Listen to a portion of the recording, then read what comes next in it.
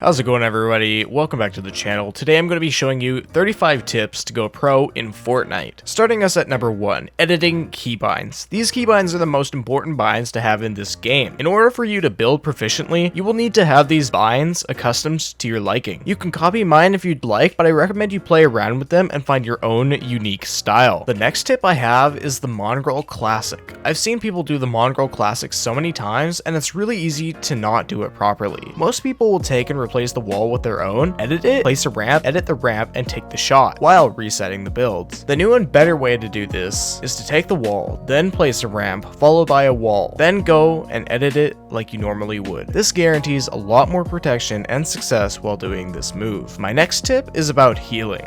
Most players will just heal wherever they want, out in the open. This exposes themselves, and other players can simply take shots and get an easy kill. Instead, you should box yourself up, just like I showed in the previous video, or use natural cover combined with building to guarantee your safety. Controller dead zones are a small but very important aspect to console players. Having the wrong dead zones can screw up your aiming, editing, and overall playing. Making sure your dead zones are set properly can get you from a semi-decent player with bad aim to a good player with lethal aim. Limiting the sound you make in-game can change everything. If you were wanting to get the most kills in a game, you can skip this step, but if you're looking to last longer in games, minimize the amount of sound you make. Anything that moves can be heard. This involves reloading, switching guns, and even pulling out your building blueprint. So many players use speakers when playing video games. That is a major disadvantage. Using headphones can help you locate nearby chests, players, and loot. Being paranoid in games is a great way to survive longer. Constantly checking your back, making sure that there isn't anyone following you, can protect you more than you think. Always be aware of the storm circle. It's really easy to forget about the storm when playing. Sometimes you won't even notice that the storm is closing and you aren't in zone. Always have an eye on the different zones.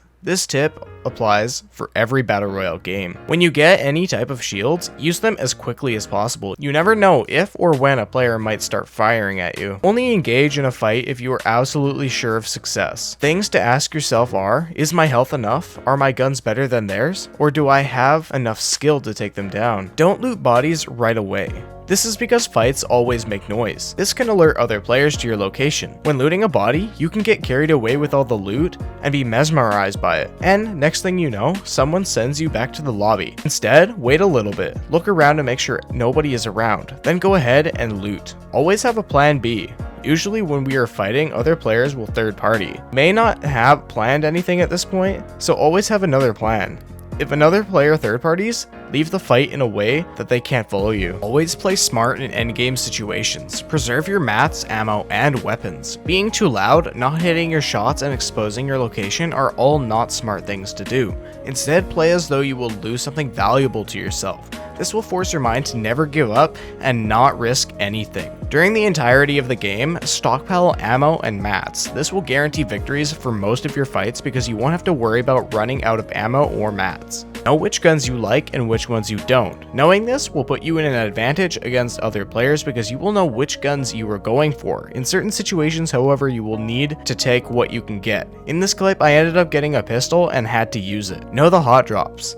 This tip might sound simple, but it's actually really important. Basically, every named location is a hot drop, but some are better than others. The best place to land is a semi-populated place where you can have easy access to weapons and kills. Lowering your sensitivity can actually improve most in-game mechanics. This includes aiming, building, and editing. Overall, choose a sense that benefits all aspects of your mechanics. Plan your drop before the match starts. Every time you load into a game, you spawn in a starting lobby. You can access your map and mark where you want to land. Picking this before the game actually starts can clear your mind and stop the panic of trying to find a place to land. When you die, don't ready up right away. Think about why you died.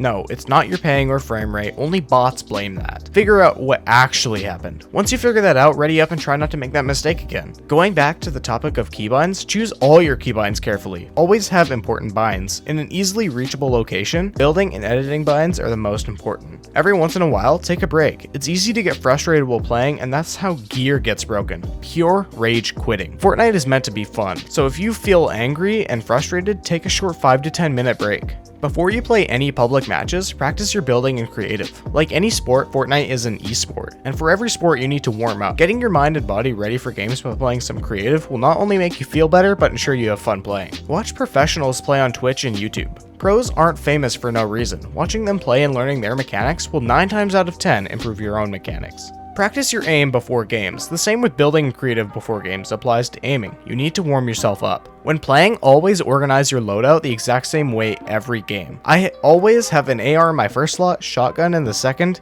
sniper, pistol, SMG, or bow and arrow in the third, shields in the fourth, and bandages and medkits in the fifth slot. Take your time in fights. When someone is pushing you in your own box, wait for the right moment to strike. Once they make a mistake, punish them with a pump to the face. Don't be predictable. Being predictable in Fortnite is something we are all guilty of. When fighting, we usually do the same thing over and over again, relying on muscle memory. Instead, we should change things up. If you are building 90s all the time, switch it up with some double edits and ramp rushes to confuse your opponents. Use the right controller. Many controllers are great, but they might not be for you. Always have a comfortable controller so you aren't always re-gripping it. Practice without aim assist for a while, then turn it back on. Having aim assist off while playing will train yourself to have better tracking. Once you turn it back on, your aim will be 10 times better than before. Take advantage of paddles if your controller has them. If you aren't playing claw, you could be at a disadvantage. Lifting your thumb off of the right stick to press your jump button stops movement. Using paddles for jumping will mean that you don't have to stop your look movement to jump or edit. Consider using a keyboard and mouse with your console. It doesn't have to be expensive. The only thing I'd recommend is any mouse with 2 side buttons. Play with friends that are better than you.